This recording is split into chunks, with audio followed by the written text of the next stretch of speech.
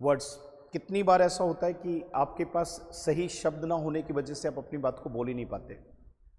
आज मैं क्या करने जा रहा हूं कि जो सुबह से लेकर शाम तक आप काम करते हैं उनमें से कुछ मेन से एक्शंस आपको याद करवाने की कोशिश करूंगा। उम्मीद करूंगा कि आप इनको बारीकी से सीखेंगे। अच्छा सोचिए, हम बात पहले सोने की करते हैं। अब सोने के लिए अलग अलग लेवल है सर। एक वो सोना होता है जिस टाइम पे हम बिस्तर में सोने के लिए जाते हैं, एक वो सोना होता है जिस बीच में हम सोने का काम करते हैं, एक वो सोना होता है जिसे हम कहीं पर बैठकर या कहीं पर 10 15 20 मिनट के लिए कर लेते हैं, एक वो सोना होता है जो दिन में लंच करने के बाद प्रॉपर सोते हैं। कितनी अलग अलग बात है। अच्छा देखो, हिंदी में अगर देखें तो सभी जगह सोने की बात है, पर क्या इंग्लिश में भी ऐसा है? नहीं, बिल्कुल भी नहीं है। जैसे सिचुएशन अलग है तो उसको बताने का शब्द भी अलग है, और यही चीज़ मैं आपको बता रहा हूँ, ध्यान से सुनिए। जिस समय पर आप सोते हैं, सोने के लिए बिस्तर में जाते हैं रात को, तो उसको दिखाने का वर्ड होता है गो टू बेड बेटा। और जब आप ये दिखाना चाहें कि मैं कितने समय तक सोता हूं, जैसे 4 घंटे सोता हूं, 5 घंटे सोता हूं, 6 घंटे सोता हूं, इसको दिखाने के लिए जो वर्ड आता है वो स्लीप होता है। और दिन में जो लंच करने के बाद आप एक प्रॉपर नींद लेते हैं आधे या 1 घंटे की, उसको दिखाने का वर्ड टेक अ सिएस्टा होता है। जो हम कहीं पर भी बैठकर 10 15 20 मिनट के लिए सोने का काम करते हैं, उस सोने के लिए इंग्लिश में take a nap, cat nap या कैच 40 विंग्स आता है। अब सोने की बात हो गई, अब उठने की बात कर लो। जब हम सुबह उठते हैं तो उसमें भी दो सेंस होती हैं। एक उठना वो है जब हमारी आंखें खुलती हैं, और एक उठना वो है जिसमें हम बिस्तर से उठते हैं। जब हमारी आंखें खुलती हैं तो उसे बोलते हैं हम वेक अप, और जब हम बिस्तर से उठते हैं तो उसे इंग्लिश में बोलते हैं हम गेट अप। कितना अलग है ना। आप एक बार रिकैप लीजिए। गो टू बेड का मतलब सोने के लिए बिस्तर पे जाना, स्लीप का मतलब कितने समय तक सोना, और उसी के बाद लंच के बाद जो प्रॉपर नींद लेते हैं दोपहर में टेक अ सिएस्टा होता है, हल्की बहुत नींद की झपकी ले तो उसको take a nap, cat nap या कैच 40 विंग्स कहते हैं। और जब बात उठने की आएगी तो बिस्तर से उठने पर गेट अप, और नॉर्मली जब आंखें खुलती हैं तो वेकअप कहते हैं। अब इसे सेंटेंस में देख लेते हैं। अच्छा एक और काम करना, जब इन वर्ड्स को यूज़ करोगे तो उसमें टाइम लगेगा, उस टाइम को दिखाने के दो छोटे छोटे वर्ड सिखा रहा हूँ, वो भी सीख लेना। पहले एक चीज़ देखिए, अब मैं कह रहा हूँ कि मैं सोता हूँ, आई go to bed.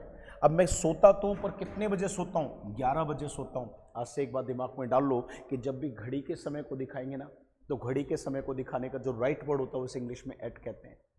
I go to bed at 11 o'clock, मैं 11 बजे सोता हूँ। नीचे आइए सर, कहता I wake up, I get up, कहता एट 6 AM।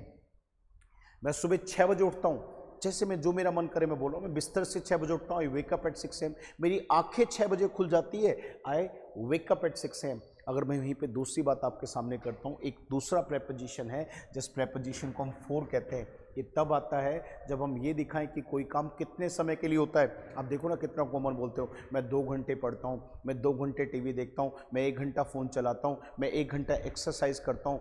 कोई काम कितने समय तक करते हैं, अगर ये बताना हो तो उसके लिए लगता है 4। जैसे यहाँ पर देखिए मैंने क्या बोला, मैं सोता हूँ 7 घंटे के लिए, आई स्लीप फॉर 7 hours। मैंने कहा कि मैं दिन में लेता हूँ नींद दोपहर वाली 1 घंटे के लिए, तो I take a siesta for 1 hour। क्या प्यारे वर्ड है बेटा, समझ देखिए क्या है। मैं दोपहर में नींद की झपकी लेता हूँ, take a snap, I cat nap, या फिर कहता है कैच 40 विंग्स, कितने ली के, फॉर 20 मिनट्स। कितनी बेसिक से बातें सीखी ना, पर कितने काम की बात सीखी। एक तो आपको सोने वाले सभी शब्द मिल गए, एक उठने वाले की सेंस मिल गई, और एक समय को दिखाने के लिए 2 वर्ड मिल गए, एक एट तो एक 4।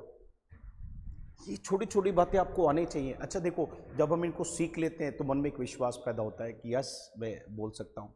और ध्यान रखना, जिस दिन हमारे मन में विश्वास पैदा होता है ना कि मैं कर सकता हूँ, तो उस दिन से हम सीखना शुरू कर देते हैं। सीखने के लिए 2 चीज़ें चाहिए, एक तो सही डायरेक्शन, मतलब बताने वाला आपको बिल्कुल टू द पॉइंट बता दे, और दूसरा क्या, सीखने के बाद उसको अप्लाई करना। आज जब भी दोपहर में सोने की बात करो तो इस वर्ड के बारे में सोचना। नींद की झपकी की बात आए तो याद करना कि सर ने हमें बताए थे 3 वर्ड, और जब हम बिस्तर पे सोने की जाए तो उसके लिए भी वर्ड देखना, उठने के लिए भी वर्ड देखना, आँख खुलने के लिए भी वर्ड देखना। इस 4 और 8 को मिस मत करना। उम्मीद करता हूँ कि आपको बहुत अच्छा लगा होगा। बस ऐसी छोटी छोटी वीडियोस के लिए आप इस पेज से जुड़े रहें, हमारे चैनल को सब्सक्राइब कर लें। मैं विश्वास के साथ कहता हूँ कि ऐसी बहुत सारी चीज़ें आप लोगों को देने वाला हूँ जिससे आपकी इंग्लिश में एक अच्छा निखार आएगा। You will get to see a sea change in your language. इससे ज़्यादा मेरे पास बोलने के लिए कुछ नहीं। अगली वीडियो के लिए तैयार रहना। सब्सक्राइब करके वो बेल आइकन वाला शायद बोलते हैं, उसको आप क्लिक कर लेना भैया, जैसे वीडियो डले तो सबसे पहले आप तक पहुंच जाए। अच्छा खुद तक मत रखना, शेयरिंग इज केयरिंग होता है, दोस्तों के साथ भी शेयर कर देना। अपना प्यार दिखाना, शेयर कर कर कि गुरुजी को कितना प्यार करते हैं, गुरुजी कितना अच्छा काम कर रहे हैं। मोटिवेशन मिलता है, मोटिवेशन मिलता है। और आपसे अच्छा मुझे मोटिवेशन कौन दे सकता है इस मामले में। सर मिलके बहुत अच्छा लगा ना। अगली वीडियो में फिर मिलते हैं। जय हिंद, धन्यवाद, थैंक यू।